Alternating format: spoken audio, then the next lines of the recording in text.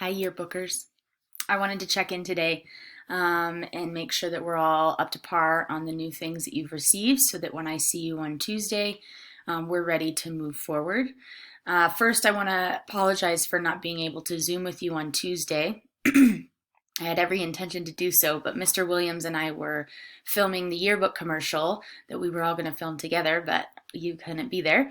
And it just went over a long time, mainly because I kept forgetting my lines, but I completely missed our Zoom. I apologize about that. So if you're a little bit behind, that's okay. I wasn't there to give you the direction. So that's sort of what this video is about today. First and foremost, I want to show you on Google Classroom some of the stuff I've recently posted. This this schedule, roster, and image library post will typically live at the top of the feed so that it's always easily accessible to you. There's 3 items here that you're going to probably use on a daily basis, or at least whenever you're doing yearbook work. The first is going to be the 2021 staff roster. This has every student in both periods 8, X, and our virtual students with their information, phone numbers, emails, things like that. The rest of this information is more important to me, but if you, for example, need to get a hold of Anaï because you have a question or you're supposed to meet her at the event and trade off, then you might need to get a hold of that person so you can email or text them to make that happen. If you have not given me this information, it's because you didn't complete one of the Google Forms that I shared in the first days. So you can just pop into this document and fill in your information yourself. We'll try to make sure that this is all up to date and finalized by next week so that we can move forward with class and with covering events. The second thing that I've posted here is the weekly schedule.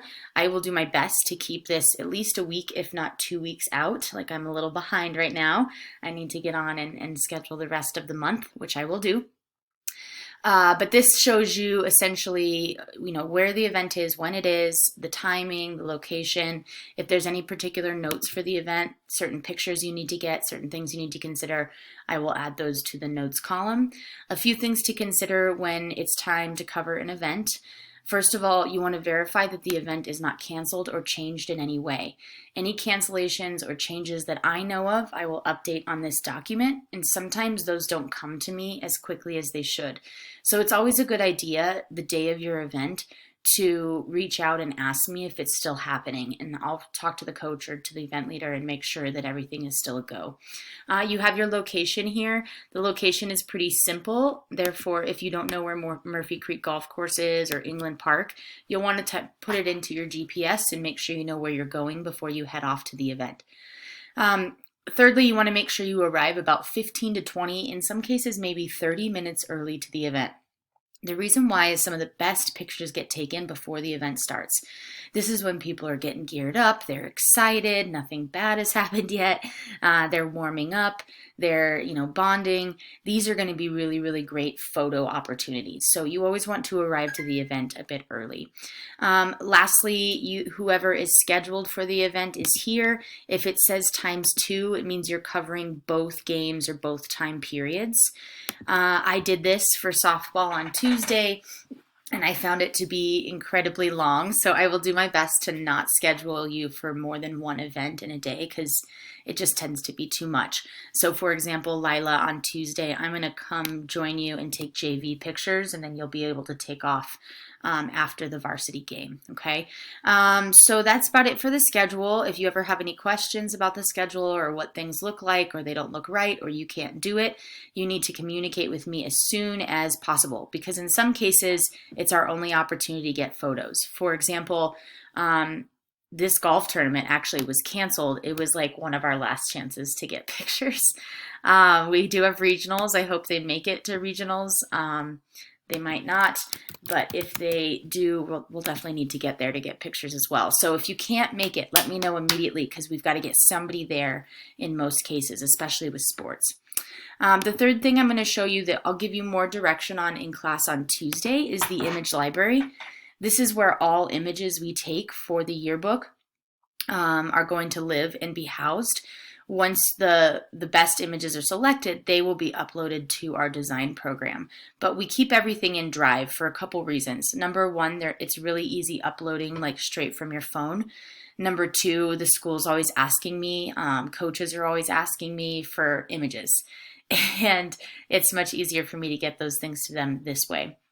And it allows us to create these nice, friendly little folders that we can add to at any point in time. So you'll see there's main folders in here: academics, clubs and activities, current events, sports. Around Westy is like Westy school-specific stuff or building-specific stuff. Community submissions is going to be the folder where all student body submissions will go. We're going to be sending out a form coming up in the next few days that allows students to turn in their own photos and their own content for stories in the yearbook. And so that's where all of those will live: school events and student life. So within each folder, we will have additional further folders, right, to break down various things.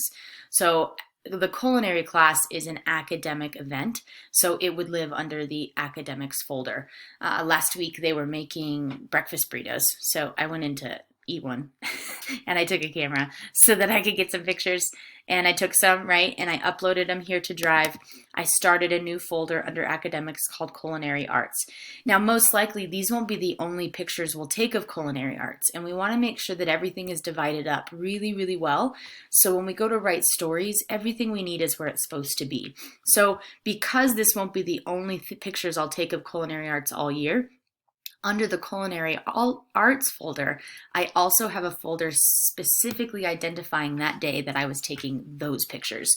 It was Build Your Own Burrito Day. So when you head into that folder, you're going to see a bunch of the pictures that I took. Okay, not my best. I could do better, and that's all right.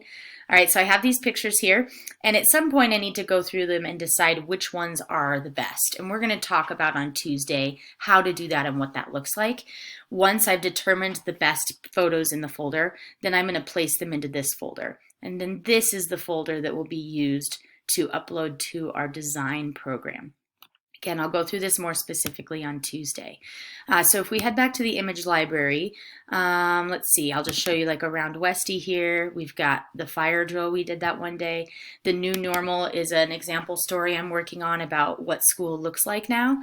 So you'll see in here I have images of teachers in their masks and empty hallways, and I've been working with some worm's eye view and whatnot, and we'll talk more about what I did here and why.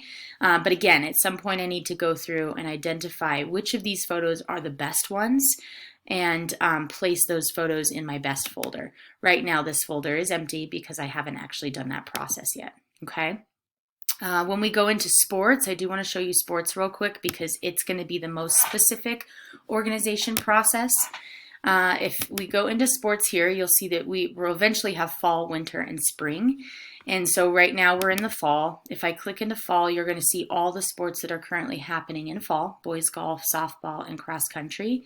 If we click into softball, for example, there's going to be even more folders because we want to make sure we're covering JV and varsity equally, and we want to make sure we don't get those pictures confused because sometimes number 31 on the JV team is a different number 31 on varsity, and we want to make sure that we're not confused about who we're looking at or who we're covering.